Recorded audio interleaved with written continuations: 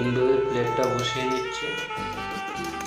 আর আমি ইনডোর থেকে outdoor connection তারটা ইনডোরের প্লেটটা ঠিকভাবে বসছে কিনা ওয়াটার লেভেল দিয়ে চেক করে নিচ্ছি।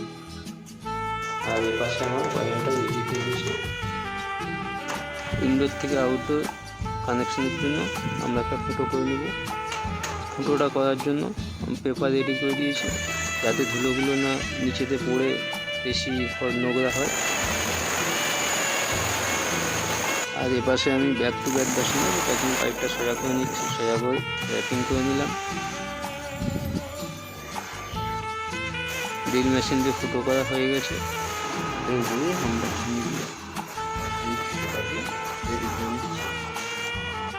ফুটোটাকে ফাইসলা করে নিচ্ছি। ফুটো ফাইসলা হয়ে গেছে।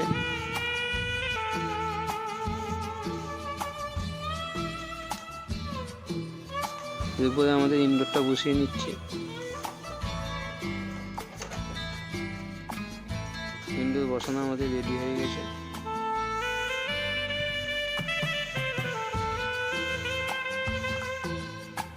আউটডোরটা আমরা খুলে নিচ্ছি। আউটডোর খুলে নিলাম।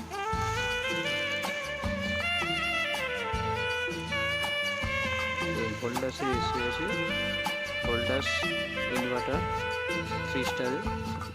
এরপরে আমরা আউটডোরটা বসানোর জন্য এতে চলে এলাম। পাশেতে একটা বসানো আছে, সেইভাবে বসাতে হবে, কাজটা বলেছে।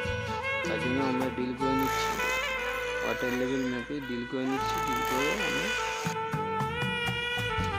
স্ট্যান্ডটা আমরা বসিয়ে নিচ্ছি।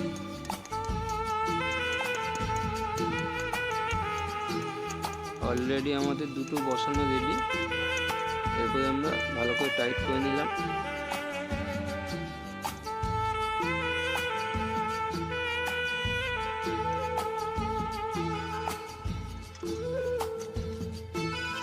আমাদের স্ট্যান্ড রেডি হয়ে গেছে। গ্যাস পাইপটা র্যাপিং করে নিচ্ছি।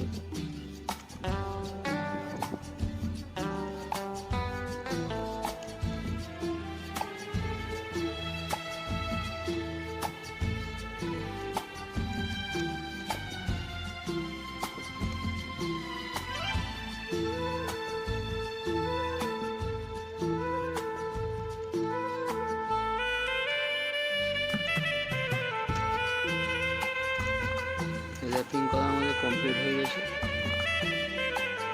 এরপরে আমরা আউটডোরটা নিয়ে চলে এলাম। পিছনটা দিকে নিলাম, এই জায়গাতে বসবে সেভাবে। ওয়েদারটা সেরকম ভালো না, মাঝে মধ্যে বৃষ্টি এসছে, তাই আমরা আউটডোর ফিটিংটা দেখাতে পারলাম না। আউটডোর ফিটিংটা করে নিলাম।